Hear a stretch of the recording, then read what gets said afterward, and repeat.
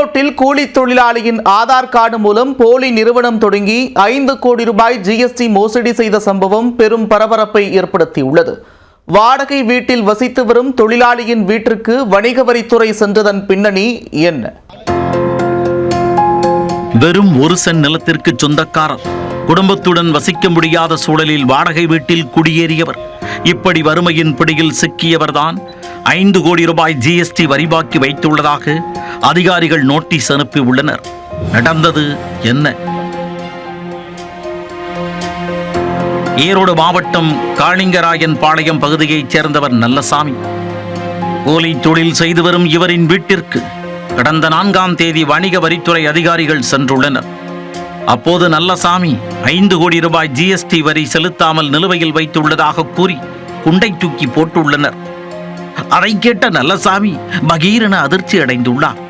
பின்னர் அதிகாரிகளிடம் சென்று விசாரித்த போது பெரும் மோசடி அம்பலமாகியுள்ளது.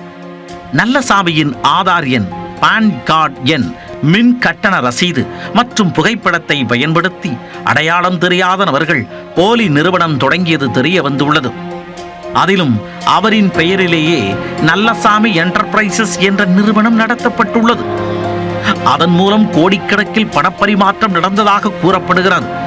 அதற்காக அந்த நிறுவனம் 5 கோடி ரூபாய் ஜிஎஸ்டி வரி செலுத்தாமல் நிலுவையில் வைத்திருப்பதும் அம்பலமாகியுள்ளது.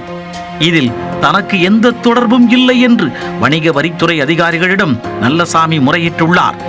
இருந்தபோதும் தனது பெயரில் மோசடியில் ஈடுபட்டவர்கள் மீது உரிய நடவடிக்கை எடுக்க கோரி மாவட்ட காவல் கண்காணிப்பாளர் அலுவலகத்தில் புகார் அளித்துள்ளார்.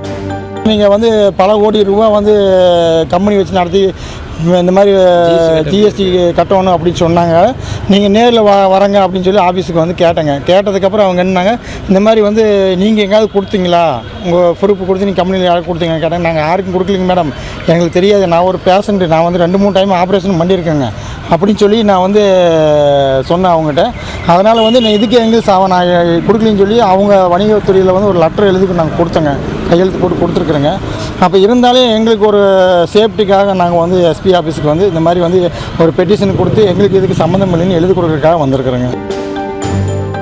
கூலி தொழிலாளியின் பெயரில் போலி நிறுவனம் தொடங்கியது யார்? அந்த கும்பல் மேற்கொண்ட பண பரிவர்த்தனை விவரம் என்ன?